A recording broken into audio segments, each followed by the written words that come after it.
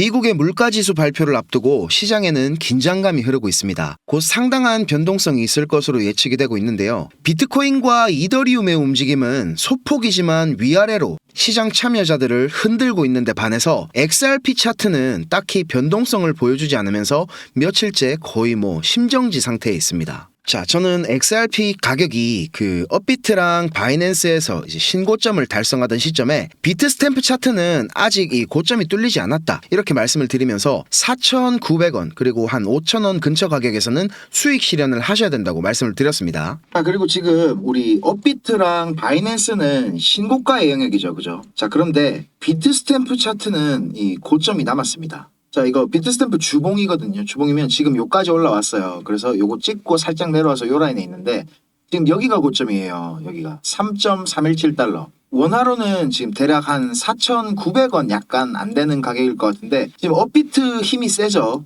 바이낸스 차트보다 업비트가 상방에 대한 힘이 더 셉니다. 그렇기 때문에 한 5,000원까지도 노려볼 수 있지 않나, 저는 긍정적으로 바라보고 있고요. 지금 차트 흐름이 조금 답답하긴 하지만 조정 없는 상승은 없고, 그 조정이 이런 식으로 이제 가격적인 조정이냐 아니면 기간적인 조정이냐, 이거에 따라서 우리가 공포감을 느끼냐 아니면 지루함을 느끼냐의 차이일 뿐입니다. 리플은 무려 7년이라는 시간 동안 지루한 수렴의 기간을 거치면서 이제 막 응축된 힘을 분출하기 시작했고, 빠른 시일 내에 제가 말씀드렸던 목표가 있죠. 11달러, 우리 돈으로 15,000원이 넘는 가격에 도달하게 될 것입니다. 제가 늘 강조드리는 거지만 XRP는 우리가 실제 살아가는 이 세상에 엄청난 변화를 가져올 것이고 절대 단기적인 투자를 위한 종목으로 적합한 종목이 아닙니다. 저축하듯이 꾸준히 모아만 간다면 우리가 흔히 말하는 경제적 자유를 가져다 줄 수 있는 몇 안 되는 투자처 중에 하나입니다. 자, 그런데 지금 리플을 이런 구간이나 이런 구간에서 새롭게 진입을 하셔가지고 지금 온갖 스트레스를 받고 계신 분들이 분명히 있으실 거예요. 자, 그런 분들은 지금 당장 손실에 일희일비하지 마시고 XRP가 가격적으로 이렇게 조정을 받을 때마다 여유되시는 만큼 꾸준히 모아보시라고 말씀을 드리고 싶습니다. 그리고 XRP 가격이 100원짜리일 때가 엊그제 같은데 이렇게 갑자기 1,000원짜리가 됐고, 트럼프 당선 이후에 XRP 관련해서는 악재라는 게 하나도 없죠. ETF나 IPO 같은 호재들만 줄줄이 대기하고 있으니까 지금 SEC와 항소심 중이라는 사실을 저도 가끔 잊어먹을 때가 있습니다. 소송이 종료되고 이제 법적인 명확성이 확실해지는 것이야말로 XRP가 만원짜리 코인으로 갈 수 있는 가장 큰 재료가 될 겁니다. 자, 얼마 전에 이 SEC와 바이낸스 소송이 일시적으로 중단됐다, 이런 소식을 전해드렸었는데요. 리플과 코인베이스가 지금 SEC를 상대로 진행하고 있는 항소심들도 아마 이거랑 비슷하게 흘러가지 않을까 예상이 됩니다. 아직 SEC 위원장으로 임명된 폴 애킨스가 국회 표결을 기다리고 있는 상태라서 SEC는 지금 마크 위에다 대행체제로 돌아가고 있거든요.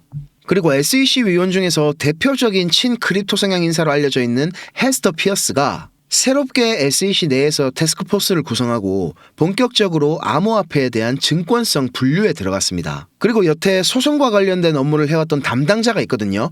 근데 이 사람이 기술부서로 좌천이 됐다고 합니다. 전문가들은 이거를 보고 그동안 SEC가 집행을 통한 규제라는 이런 말도 안 되는 폐악질을 저지르면서 완전히 망쳐버렸던 크립토 업계와의 관계 개선에 나서는 신호다, 이렇게 판단을 하고 있습니다. 그동안 규제를 담당해왔던 부서를 거의 해체하다시피 손을 보고 있다는 거는 암호화폐에 대한 SEC의 권한을 대폭 축소시키고 있다는 말입니다. 그러면서 암호화폐에 대한 규제 권한은 CFTC, 상품선물거래위원회로 이제 거의 넘어갈 것으로 보이고 있는데요. 트럼프가 취임 이후로 트럼프식 서프라이즈 인사 이런 걸 계속 이어가고 있습니다만, 특히나 오늘 발표가 있었던 이 CFTC 위원장 자리에 브라이언 퀸텐즈라는 사람을 지명한 거, 이건 진짜 파격 그 자체라고 봐도 될 정도입니다. 다들 요거 A16G 들어보셨죠? 안데르센 호로이츠. 이 크립토 시장에서 1등이라고 불리는 벤처 캐피탈 중 하나거든요. 여기서 이 사람이 이제 크립토 정책을 총괄했었다고 합니다. 이런 친크립토 성향의 인사가 CFTC 위원장으로 지명되기도 했고, 그리고 이제 공화당이 상원 하원 모두 과반 이상 차지해서 법률적으로 개선해야 될 것들도 앞으로 일사천리로 진행될 게 분명하기 때문에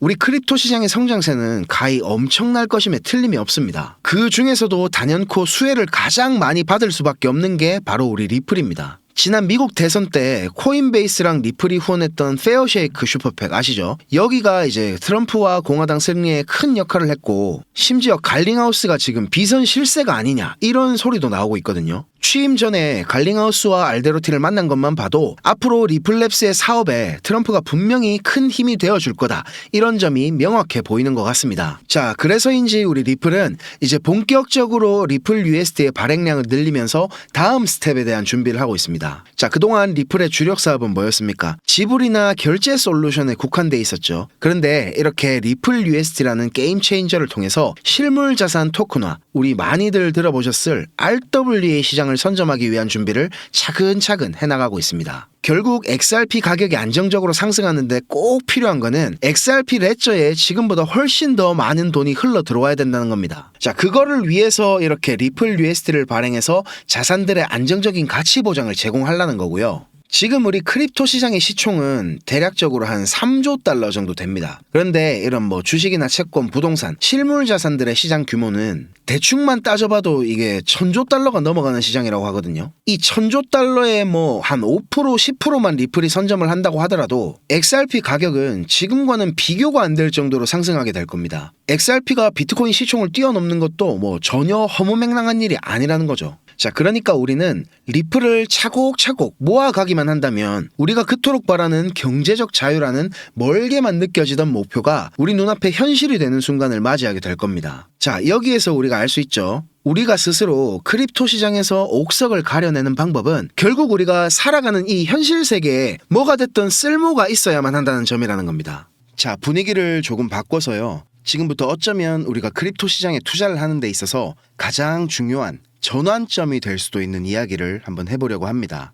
만약에 시간을 되돌려서 이더리움이 처음 판매됐던 가격 0.3달러, 단돈 400원에 이더리움을 살 수 있었다면 여러분 어떻게 하실 건가요? 그리고 솔라나를 0.2달러, 300원에 가질 수 있었다면 여러분은 지금 어떤 삶을 살아가고 있을까요? 자, 제가 감히 장담하건대 10년 뒤 우리 블록체인은 모두 다 사라질 것입니다. 제가 어그로를 끌기 위해서 강하게 좀 말씀드린 것이지만 전혀 터무니없는 이야기는 아닙니다. 왜냐하면 블록체인과 완전히 동일한 문제를 훨씬 더 효율적으로 해결할 수 있는 방법이 존재하기 때문입니다. 제가 근본적인 질문을 하나 던져볼게요. 블록체인이 기존 시스템보다 나은 점은 무엇일까요? 비트코인 창시자 사토시 나카모토가 2008년 10월 31일 날 작성한 글을 보면 잘 나와 있거든요. 신뢰할 수 있는 제3자가 없는 새로운 전자현금 시스템을 개발하고 있습니다 라고 적혀 있죠. 신뢰할 주체가 없더라도 신뢰를 제공할 수 있는 무신뢰성을 제공한다는 겁니다. 블록체인은 탈중앙화되고 분산화된 시스템으로 분산된 검증자, 이걸 이제 우리는 노드라고 부릅니다. 이런 노드들이 서로를 감시하고 경제의 원리에 따라 시스템이 유지되고 있는 것이고, 신뢰해야 하는 중앙의 주체를 여러 노드들을 통해 분산화하는 방식으로 이 문제를 해결을 합니다. 쉽게 설명드리자면 거래 내역이 기록되는 장부를 각 노드마다 하나씩 작성을 하고 실시간으로 이 장부들이 일치하는지 위조 변조가 없는지를 확인을 해서 신뢰를 만든다는 거죠. 그런데 이런 블록체인의 가장 큰 문제점은 모두가 잘 아시는 것처럼 비용적인 측면에 있습니다.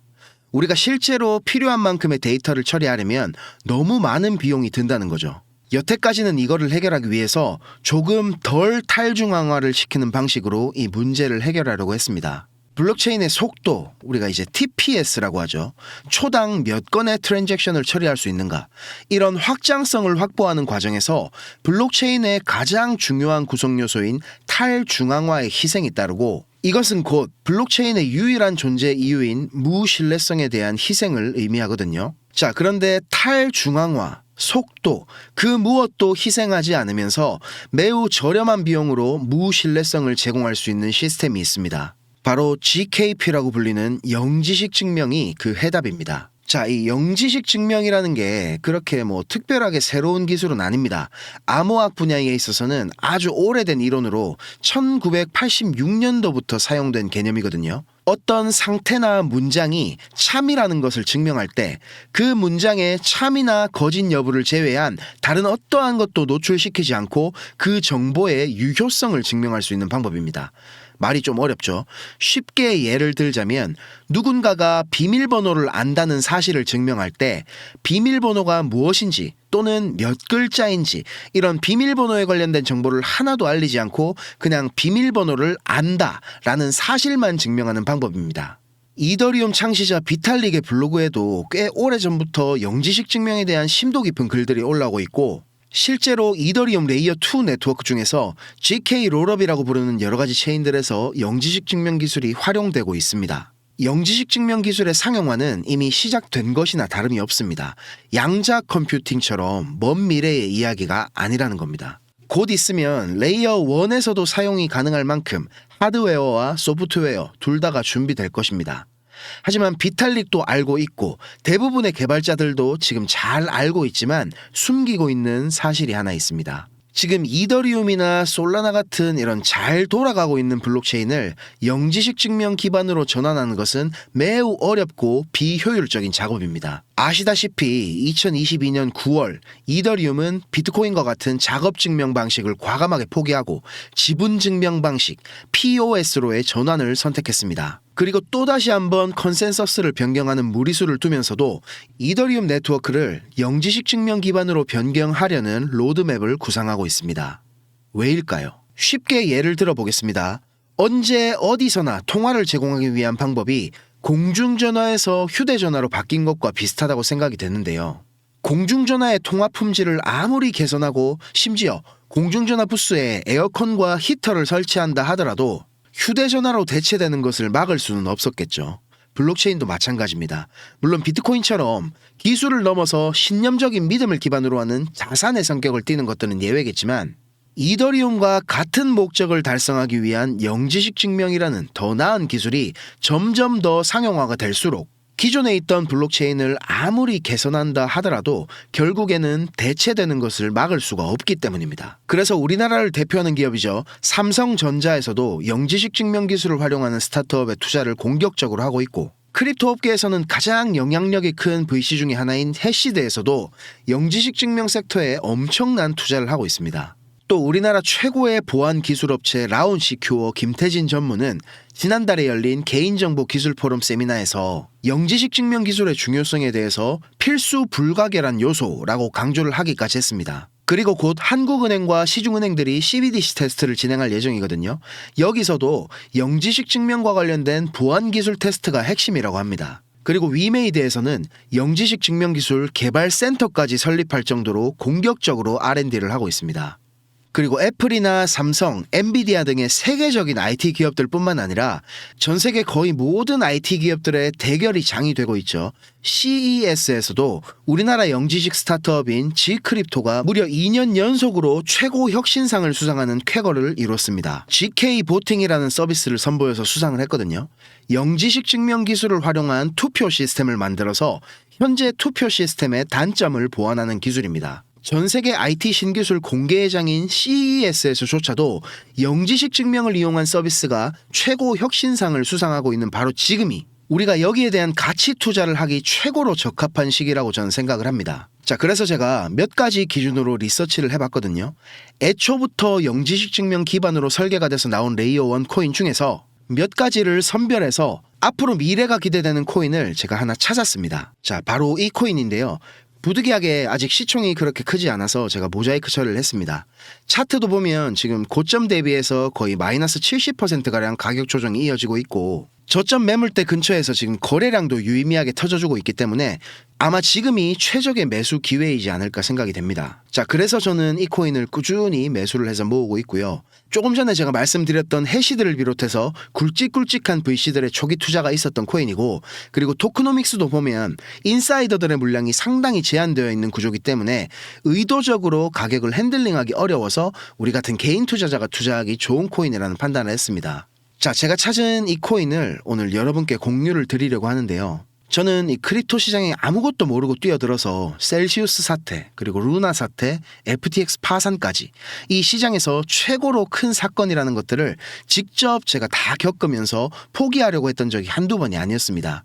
그렇지만 저는 결국 스스로 일어났고 지금은 이제 크게 돈 걱정을 하지 않는 정도까지 성장을 했는데요. 혹시 예전에 저처럼 지금 많이 힘드신 분이 계시다면 제가 드리는 이 정보가 약소하지만 도움이 되셨으면 좋겠습니다. 자, 공유 받으시는 방법 알려드릴게요.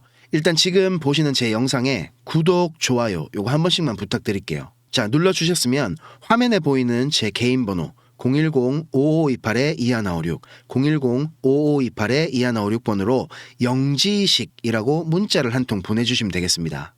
자, 그리고 여기서 끝이 아닙니다. 지금 영상 끄시면 종목 공유 못 받으세요. 자, 문자 보내신 분들은 바로 다음 순서로 따라와 주시면 되는데, 지금 보고 계신 영상을 살짝 내려보시면 이렇게 댓글 쓰는 공간이 있거든요. 여기에다가 댓글을 한 줄 남겨주시면 공유 신청이 완료가 됩니다. 저한테 문자 보내신 휴대전화 번호 뒷 4자리 있죠. 예를 들어서 2156 문자 완료, 이렇게 글을 쓰시면 모든 신청이 마무리가 됩니다. 간혹 악의적인 업자분들이 이런 정보를 이용하는 경우가 있기 때문에 저 나름대로 최소한의 필터링을 하는 거니까 조금 귀찮더라도 양해를 부탁드리겠습니다. 자, 그리고 제가 다시 한번 강조드리는데, 저는 이런 종목 공유를 빌미로 시청자에게 먼저 연락을 한다던가 금전 요구 같은 거를 일체 하지 않으니까 사칭에 각별한 주의를 해주시기를 당부드리고요. 제가 공유해드리는 이 종목으로 우리 모두가 따뜻한 2025년을 보낼 수 있었으면 좋겠습니다. 자, 오늘 준비한 영상은 여기까지고요. 시청하시느라 정말 고생 많으셨습니다. 저는 더 좋은 영상 준비해서 찾아뵙겠습니다. 감사합니다.